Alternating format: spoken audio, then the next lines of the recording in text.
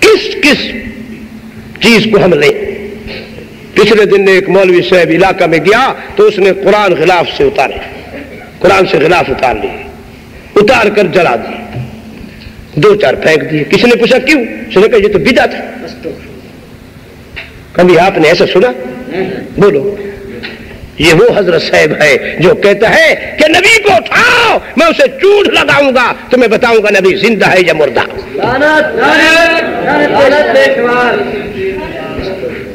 محترم، اللہ واسطے عرض کرتا ہوں ایسے مولویوں کو مت بلاؤ۔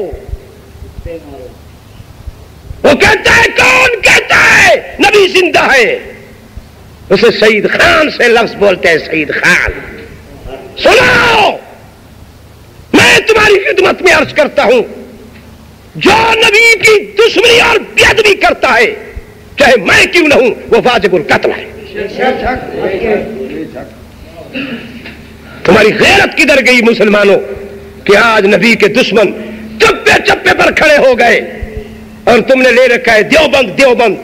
دیوبندیوں کا پلہ صاف ہے، وہ دیوبندی نہیں ہے جو نبی کے دشمن ہیں۔ نبی نے، دیوبند نے نبی کا ادب سکھایا، نبی کا اکرام سکھایا، نبی کی اتباع بتائی، نبی کے اسوہ حسنہ بتایا۔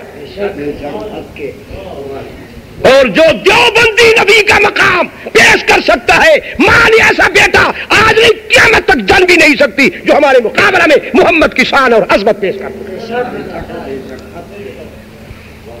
میں تمام علماء کا خادم ہوں، آئے کوئی مئی کلال میرے مقابلہ میں، میں محمد الرسول اللہ کی شان کو قرآن کی نص سے ثابت کرتا ہوں، میرے مقابلے میں کوئی آئے میرے سامنے قرآن پر دکھائے۔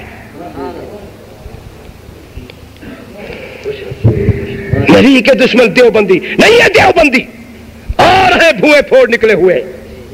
ہاں، دیوبند نے نبی کی نبوت کی حفاظت کی، نبی کی رسالت کی حفاظت کی، نبی کی پاکی اور جماعت کی حفاظت کی، نبی کے صحابہ کی عظمت، ان کی ناموس کی حفاظت کی، اور ولی اللہ کی ولایت اور کرامت کی حفاظت کی، اور کرتے آئے کرتے جائیں گے قیامت تک۔